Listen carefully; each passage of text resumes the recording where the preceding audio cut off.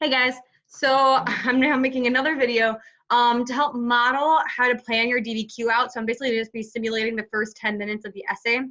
So I'm gonna have two things out. I'm gonna have my DBQ planning worksheet, which again, you can or can't use, or you don't have to use the day of the exam, but I do suggest that if you are planning on using it, you test it out once or twice, practice with it, because it can be time consuming if you're getting wrapped up in the planning and trying to make this document perfect that no one else sees. It's just there as a tool for you.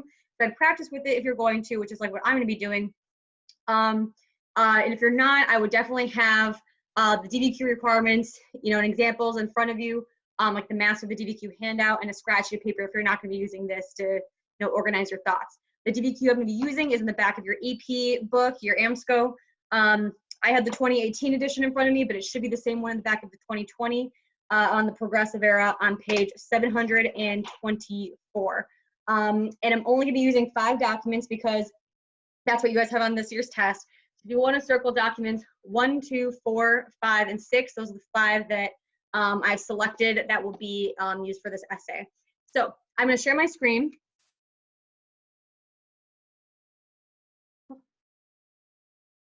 So you can see my DBQ planning sheet, and we'll just jump into it.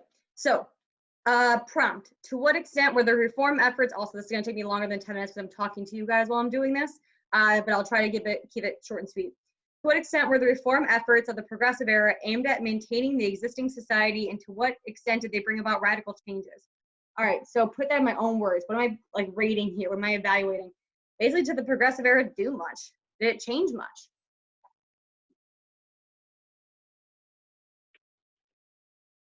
Did the era change much? Also, I'm typing on this really monstrous keyboard that I can barely type on, so please bear with me. There's a lot of spelling errors. Historical thinking skill. Is it compare, contrast, continuity and change over time, or cause effect, or one of those two?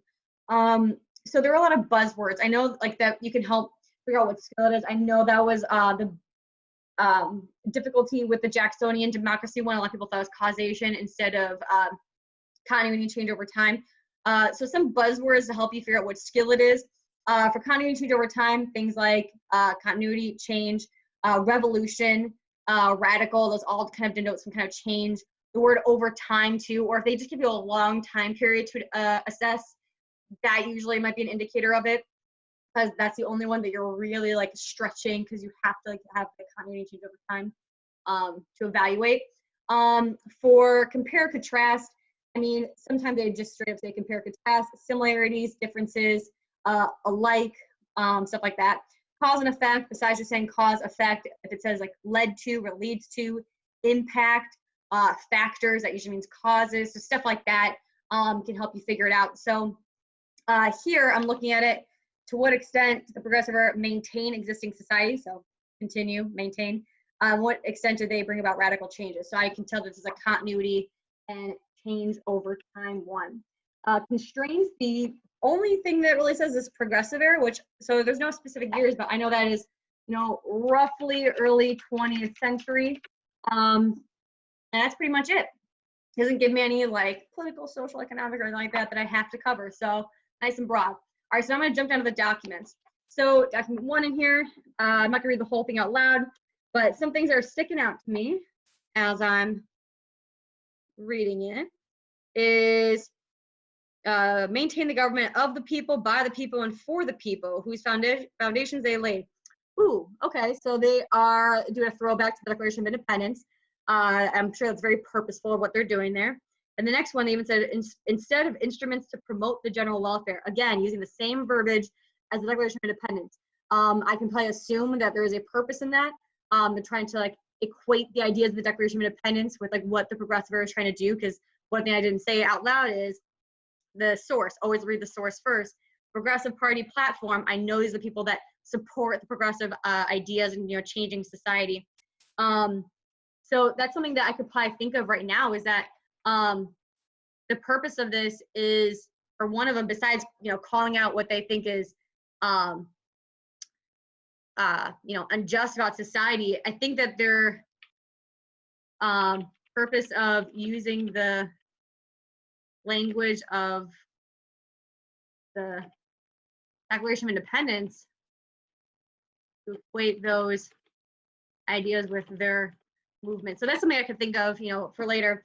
The last thing is to destroy this invisible government, to dissolve the unholy alliance between corrupt business and corrupt politics is the first task of statesmanship of the day. So basically they are just calling out political corruption of this age before them.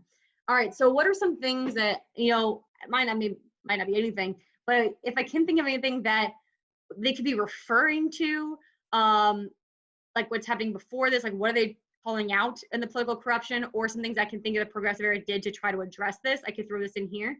The thing I'm thinking of is the political corruption that we talk about is like political machines and $1 billion Congress. So because that's describing like what they might be referring to, that could be historical context. You know, they aren't really tied to business necessarily, but they are part of the corruption.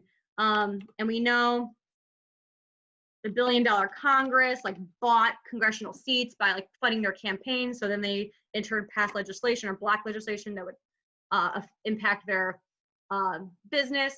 Outside evidence, I could think right off the top of my head, the progressive era did do some stuff to try to address this. We know that there is like the civil service reform, that you had to take like a test before you could have any kind of a government position. I know like referendum, I can't type on this thing, referendum, recall, oh my gosh, recall, initiative, that kind of stuff. 17th Amendment. So basically I'm just word vomiting anything I can think of that the progressive era did to try to fix politics. May or may not use this later, but at least I have it written down when I thought about it. All right, so now I'm going to go on to Doc 2. President Woodrow Wilson. All right, I already know this is a progressive president. All right. Down. All right, second paragraph. We have itemized the things that ought to be altered. All right, so give me a list of things he sees that are wrong with society. A tariff which makes the government a facile, meaning like easy instrument in the hands of private interests. It means business. Basically saying the government is just like the puppet for businesses. A banking and currency system perfectly adapted to concentrating cash, meaning like it's not moving to all classes, it's stuck in one position, at 1%, and or this time 10%, and restricting credits, meaning loans. We can already guess who's not getting loans. An industrial system which restricts labor. We know all the impact on labor and exploits natural resources, all the environmental impacts. And a body of agriculture never served through science or afforded the facilities of credit. Yeah, if you guys remember that Gilded Age farming simulation, everyone went to jail. They all went bankrupt. All right, so basically, Wilson is calling out the bad alliance between business and government again, and harmful effect of business on workers and environment. Already some things I can think of that the government tried to do to address this would be like Teddy Roosevelt's square deal for the coal miner strike is a good example of that. I know some other things was minimum wage, getting rid of child labor, but I know it's with the historical context. We know about all the bad working conditions, you know, during this time. Conservation's another thing. The wilderness conservation. Teddy's a big guy for this one. But I know like all the bad things that workers had to go through for that. So I can put that in historical context. I'm gonna leave that just for a second because I know now the document's gonna cover that even more. So my document 3 I'm gonna be using is actually document 4 in here. So flip over to that political cartoon. So it says a bear was on the engine of the president's special. It was in bad humor, meaning like bad temper, and snarled viciously at the president when he went near it. So you can see the dude's belt. It says Teddy, so we know Teddy Roosevelt, his second term, on the train. It says the truss on it for the bear. All right, so already we know about this is trust busting. We know he's the big trust busting president. All right, so trust busting. already some things are kind of buzzing around my head. I know he was one of the first people to actually enforce the Sherman Antitrust Act. I know there's a bunch of other antitrust acts. I know one of the big ones he broke up was the Standard Oil. And then I can also go into a little bit more historical context about what are trusts, like monopolies, like monopolies formation in the Gilded Age, and give a little bit more background information about that. Now I'm going to Doc 4, which in here is actually Doc 5. W.E.B. Du Bois, sociologists and civil rights activists are no radical socialists. Letter to Woodrow Wilson. Sir, you have now been president of the United States for 6 months, and what is the result? Ooh, all right, so he's calling out for doing nothing. Do nothing about what? It is no exaggeration to say that every enemy of the Negro race is greatly encouraged, that every man who dreams of making the Negro race a group of menials and pariahs is alert and hopeful. All right, so I can read the rest of that, which you guys should. But I know that he's basically saying the government is not doing anything, neither progressives, for helping African Americans. They are being largely left out of the reform effort. So African Americans left out of reform efforts. All right, so I already know some things I want to note is that this is from the point of view of an African American civil rights activist who is also African American.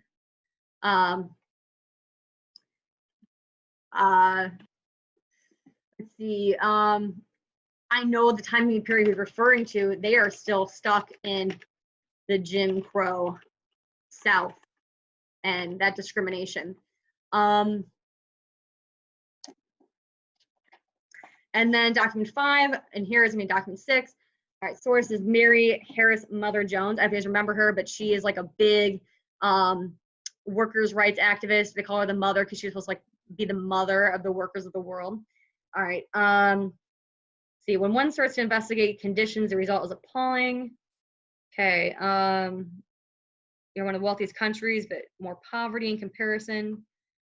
We have 2 classes of society.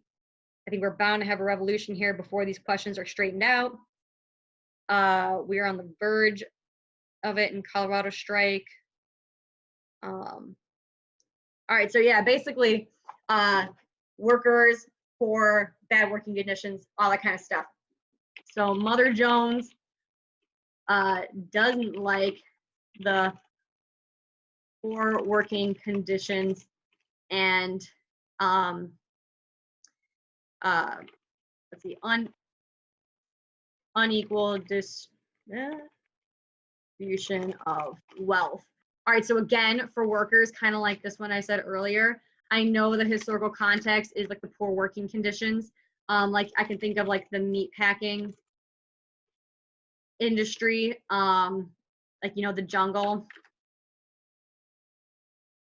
So after in this essay, you could probably like drop those as like proof that like this was bad. Like that's what she's referring to. Now the strikes and union formation. So what does the progressive era do to try to like address this? Again, I put some examples up here, like the square deal. And so I might be able to cover that in the same paragraph. So I'm gonna go down to here to subtopics. So I know this is kind of like one of the most challenging things for students is to figure out how you're gonna organize the entire essay. And so this may not work for all prompts, but something you could do is think of broad topics like political, social, economic. And then from there, see if you can like try to find patterns within the documents that they're giving you, because they are purposely strategically giving you these specific documents. And they are giving them to you to even build your counter argument. They're keeping all that in mind. So again, it may not be a perfect system. Like if all 3 are like, what are the causes of World War I? Political, social, economic. Like you might be like, oh wait, but there's like 2 different political ones. That's fine. That's fine.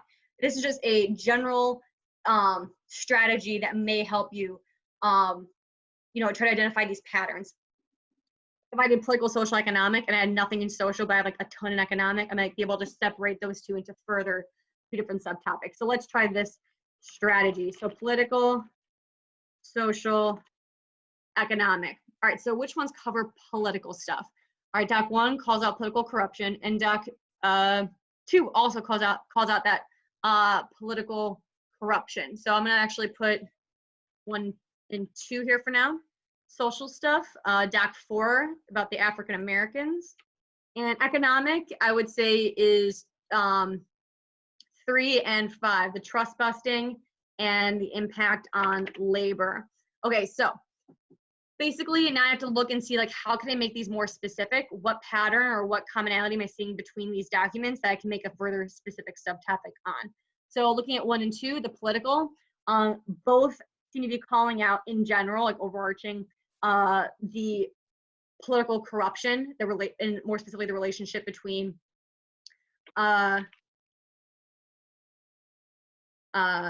big business and government.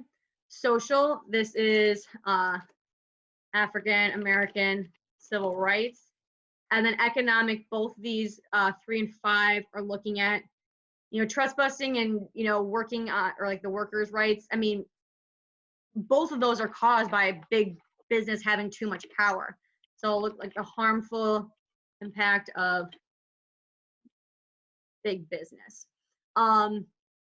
So now I have to see, I didn't put these in the right order because this one is my counter argument. This one's actually the counter argument right here. This is the one continuity where the other 2 are clear changes, things that I've already, seen in here. I can prove the progressive era did do something to address those. So now I'm gonna write my thesis. Although African American civil rights were largely left out of progressive reforms, the progressive era should be considered, I'm going to say should instead of is, so it sounds more like an argumentative statement, should be considered a radical revolution for its attack on the relationship between big business and the government, as well as its, I'll use the word attack on the power of big business on the economy. And I can talk about labor and monopolies because that also impacts the economy. All right, perfect. All right, so then contextualization. So what is really going to help you with contextualization here is having a timeline in front of you. So I would highly recommend the worksheet that I gave to you guys like 2 weeks ago, which was the eras to know. This is so helpful, especially for contextualization, but especially just like knowing where you are in history, and like bringing out a lot of outside information and just reminding you what you're writing about. So here, I'm going to pull this up and go right down to progressive era. Whatever I wrote in those boxes already, I can basically copy and paste that for my contextualization of the time period during. Again, you don't want to trample on your body paragraph. So if you start going into, you can mention monopolies and stuff, but if I go into specifically like homesteads, strike, blah, blah, blah, like if I'm going to be mentioning that in my body paragraphs, no, do not trample on it. So you can broadly talk about some stuff, but don't give away any evidence. And then I can also just look at the time periods before this. Age of imperialism is not relevant, but the Gilded Age and Second Industrial Revolution, even maybe a little bit of Reconstruction, could be relevant. So I can basically copy and paste what I put in those on here, especially in this last column about how does this connect to lead to the next time era, that shows why it's relevant. So copy and paste everything you wrote. It's awesome. So I know like Reconstruction, well, that's not Reconstruction.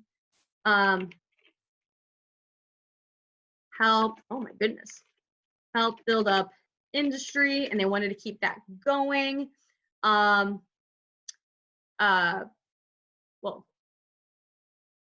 Industry, which led to the Second Industrial Revolution. I can go into a little more about that, how it was because of like the powers, political support, outbreak of war, resources, entrepreneurs, workforce, all that kind of stuff that led to the Second Industrial Revolution. I can go on about that. It's awesome. And then we go into the progressive era, attempts to address all of the issues of the Gilded Age. You can explain why it's called gilded, because it's not good. It's covered in gold, not made of gold, so it is actually like crap on the inside. Issues of the Gilded Age, such as blah, blah, blah. I can talk about how they're like mainly middle class white reformers, basically anything like that. But the timeline would definitely help you with this. And then outside evidence, basically anything that I can think of that has nothing to do with the documents. I mean, it could have something to do, but it's not something I would know by looking at the documents, or that I'm trying to link to a document. So like, for instance, the difference here is if I say, like calling out political corruption, say I'm saying, you know, in Doc 1 or in, what is it? In the Progressive Party platform, you know, they are calling out the political corruption that exists between big business and government, and I explain that a little bit. And then I can say one way the progressive reform movements try to, you know, fix this issue was the civil service reform, and I, you know, explain that. Just because the topic, or like, I know it's like hard to understand about the difference between like outside evidence or like analyzing a document, but the civil service reform is just something that I'm saying like goes along with the document, but it's not necessarily something that happened in the document. But you want to make sure that you're also not saying something that could be considered historical context. Like, for instance, if I say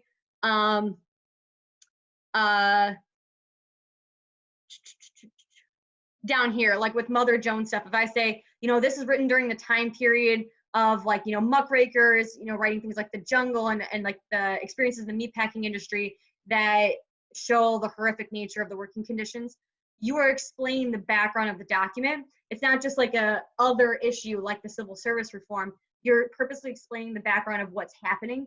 And so that is a historical context. So that's a good way to think about it is, are you trying to explain to the reader what the document is referring to, or is this just like another part of your argument? I know that can be a tricky thing, but you need to have at least 2 pieces of outside information somewhere in your body paragraphs, again, not in the intro. That's considered contextualization. And so basically then you can just use all this to plug into your essay.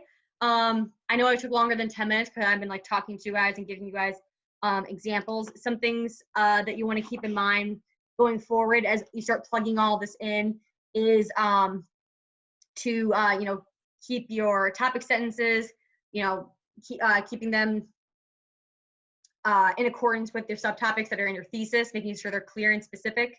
I would save your counter argument possibly for the last one, or at least, I know this goes against everything I usually say, but write your paragraphs maybe in order of how strongly you feel about them and how much you can add to them. Like, use the one that you maybe have the most outside information or the most docs for first. I know it might look a little jumbled and messy, that you might go paragraph 1 and then counter and then like the next one. Whatever it is, do what is best for you to get the most points as possible. So write them in order of how strongly or how much quickly you feel like you can get them out. And then at the end, if you have time, is to restate the thesis. Don't just stick it at the end of the 3rd body paragraph. You know, start a new paragraph and just 1 sentence there, restate your thesis in a new way, because if you did not get it on the first go and they were like, subtopics are a little vague, and then the way you just said it slightly differently at the bottom of the essay, all is forgiven, they'll still give you the point. Again, as I said before, try to do more HIP and more outside evidence. Like, just if you have time, include more of the documents, more HIP than you need. If it's wrong, say you attempted 3 HIPs and 1 is just god awful, but you still got 2 correct. Well, that was the bare minimum that you need, was 2. And so all is forgiven, they'll still give you the 2 points. There's just something to keep in mind for when you are, you know, if you have extra time, you're trying to attempt to do more. If you are running short on time, the skills that are the sacrificial skills, ones that you can try to ignore, is unfortunately the counter argument one. If that's really holding you up, drop it. Only 0.3% of students got that point last year out of 500,000 kids who took it. It's a very low number. So if you are struggling with the complexity of the essay, then just do 3 subtopics that you feel like answer the question, and just focus on that. Honestly, that's probably the #1 skill to drop then. But if you're really going for that 10 out of 10, then do that. The other one, the second most missed one, is contextualization. I still think that if you have a timeline in front of you, that is a very easy point. But if you're unprepared, or you just feel like you are overwhelmed, or you like kept it for last and couldn't go back to it, drop the contextualization. The third thing is at least have 2 documents cited, explained, and analyzed. That perfect formula that I keep showing you, and I did on the other video, the cite, explain, and analyze. If you do that at least 2 documents, then you get at least 2 of 3 points on the evidence. You get that 3rd point by doing this on at least 4 documents. You have to do double the effort to get that jump from the 2 to 3 points. So bare minimum, make sure 2 documents are cited, explained, analyzed beautifully, and then try to do decks 3, 4, 5, or whatever you're doing. But that may be another part to sacrifice if you're really being held up. But I really do think that you guys have the ability to score all these points if you just are come prepared that day with your areas to know sheet or your timeline, maybe cheat sheets for each overarching period and stuff like that. So I'm going to do one more practice. So this one is not on the or not in the book. This is one that I put. Oh.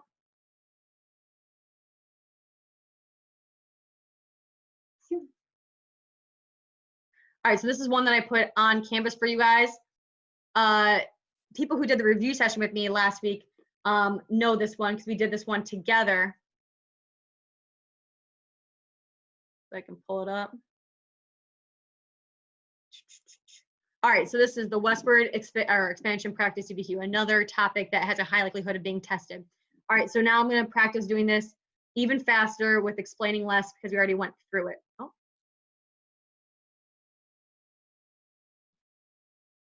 I don't know what's going on with this computer.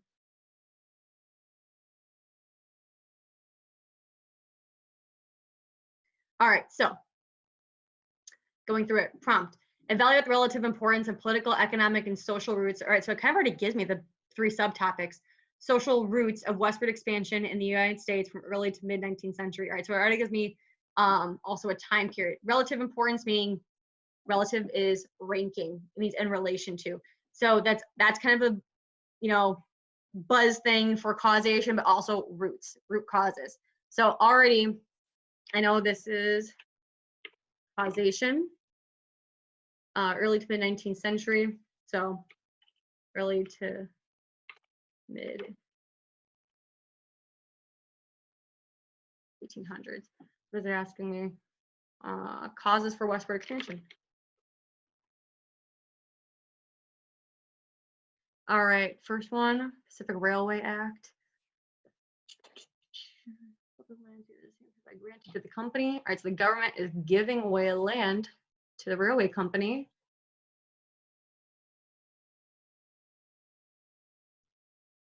They were public lands and materials they need, and 200 feet on each side of the railway is theirs. States may extinguish as rapidly as maybe the Indian titles to all land, so get rid of the natives that are in the way. Nice. That are enacted in their grants to the company.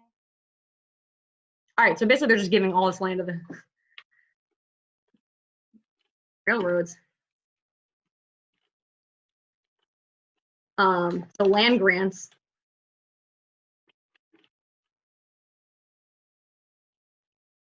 So a lot of government support there.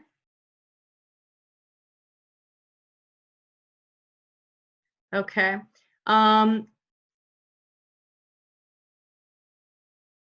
Okay, Homestead Act. All right, right away before reading this, I can remember what that is about them giving 160 acres of land, like public land, to people if they were to work on it for 5 years. Just going through this to make sure there's anything else that I want to add. It looks pretty much like the exact same thing I just said.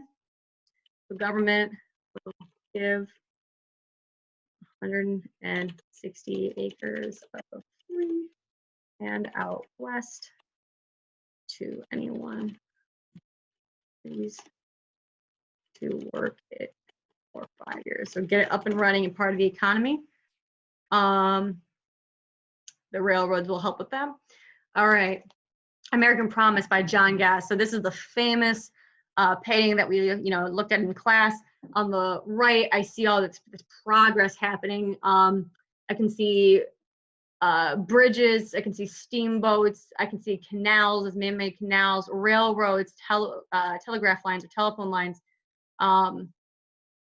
steel plow right here. So there's all this what we consider progress, and on the right side it's bright and light and positive, and on the left side this angel is seemingly casting out all the natives, the dark area, animals, so all the uncivilized parts of nature. So we know this is the angel is leading civilized society out west. That's the direction. And I know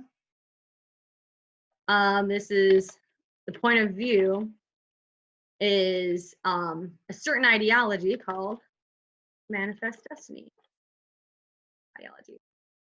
So I know point of view usually means bias, but an ideology can also count for that. It's just usually a little bit less common to use there. Dot 4, James K. Polk, President of the United States. Okay, so I know this is the point of view from the person in charge. It's talking about out west.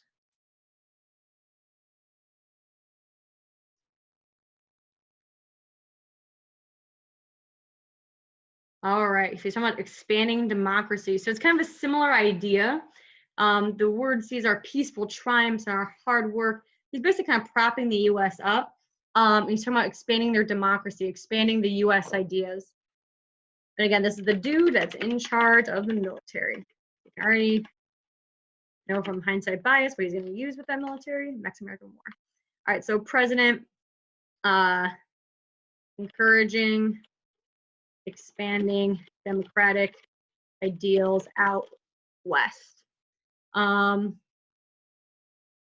This is our duty. All right, Doc 5, President James K. Polk, same president, message to Congress. Mexico's goodwill. All right, come on, Texas here. So this is the year, if you guys remember, the year that the Mexican-American War starts, because they're pissed about Texas.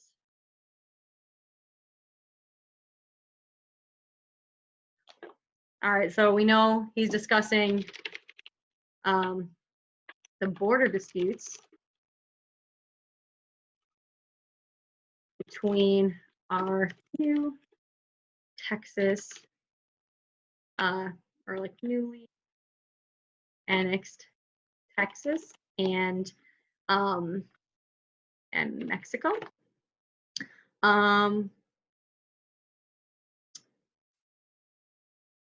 Even though it doesn't talk about it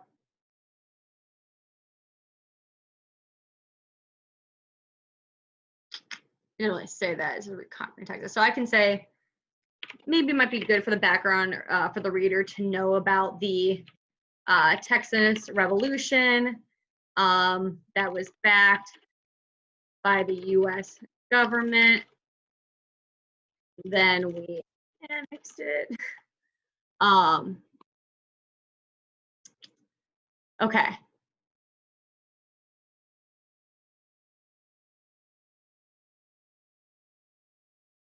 It looks like he's just trying to explain to them like why we need to go to war. Like why we need to go to war with Mexico. It might be the purpose to convince.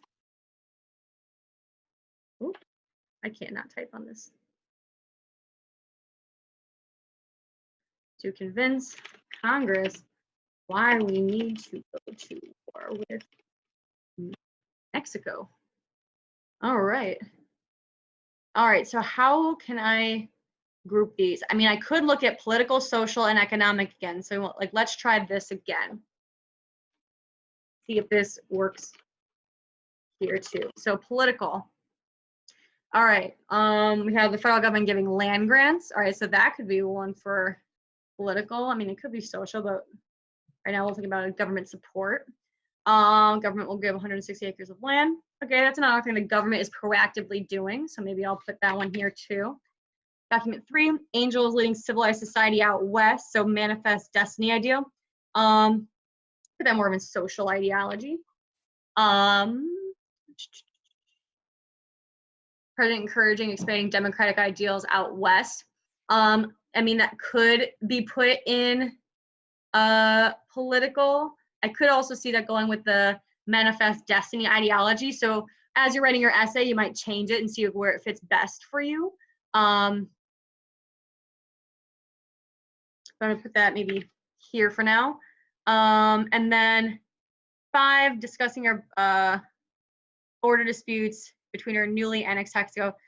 So this is just more conflicting with other countries. That could be political here too. See, these other, the first two, the railroads and the, see, this is something that you could like be doing during this time too. I'm actually looking at the railroads and giving the 160 and the Homestead Act actually could be as economic, is because they're, it's the government support. Actually, I'll do it here. Government support for economic expansion out west. It's kind of a little bit of a mixture of both.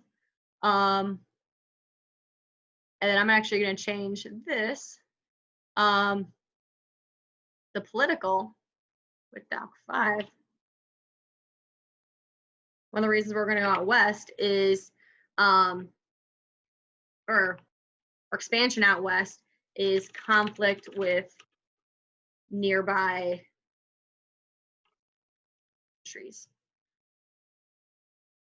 All right, and social belief in U.S. superiority, because both of those are manifest destiny, like our civilization and our democracy moving out west.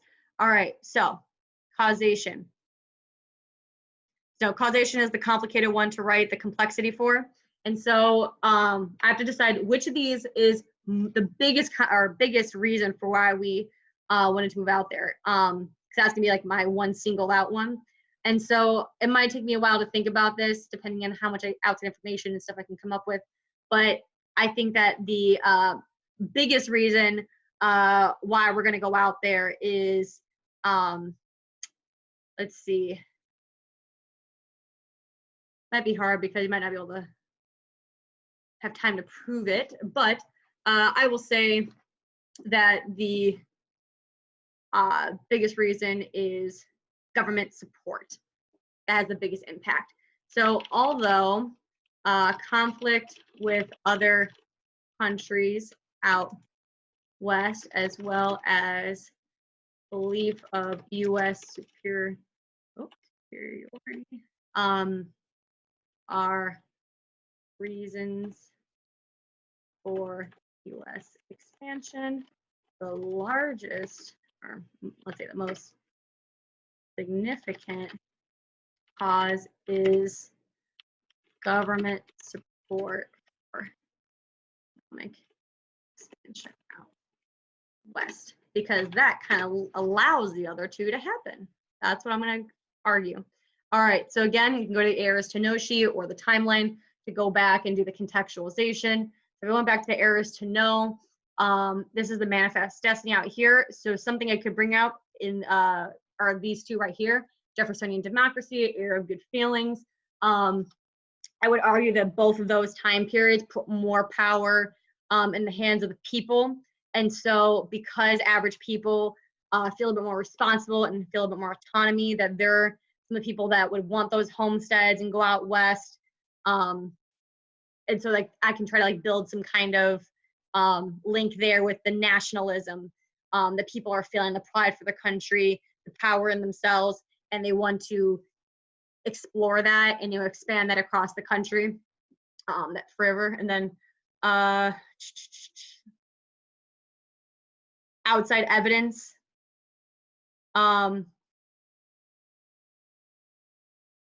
it might like things here for outside evidence. I mean, you can go back and look at your notes, but we might have to come up with more, I can come up with more conflicts that the US had here, like 54, 44 fight. I mean, it isn't really a conflict, but the government support here, I can go into like the Gadsden purchase, the fact that we're just buying lands at this point, stuff like this. So you guys can see again how we kind of like mapped out everything that we're going to do, and you can just plug it right in. So I hope that seeing 2 examples, again, I'm going a little bit slower, one, because I'm typing, and so this would be really much more helpful for me to write, but because I'm kind of explaining this out loud. You do not have to use the sheet. If you find it helpful, you can use it, but I mean, if you want to print it out and expand the boxes the day before you want to use it, that's totally fine. Whatever you think would be most helpful, I encourage you to do it. So if you want to practice the DBQ planning, just this first 10 minutes of writing the full essay, I encourage you to do that. I have practice DBQs in the e-learning section. I mean, they're the ones that we've done during the review sessions, but I'll add a few more. They're the ones I assigned on Canvas. There's the ones at the end of each period in the back of your, or at the end of each period in AMSCO and on my AP. And you can send me whatever pieces of writing you want, whether it's your thesis, the contextualization, the 10-minute planning, or the full-blown essay. I'll grade it like an evaluator and send it back to you. But please email me if you have any questions. I know this is a long video because I went through 2 examples, but I hope that you found this beneficial. Bye, guys.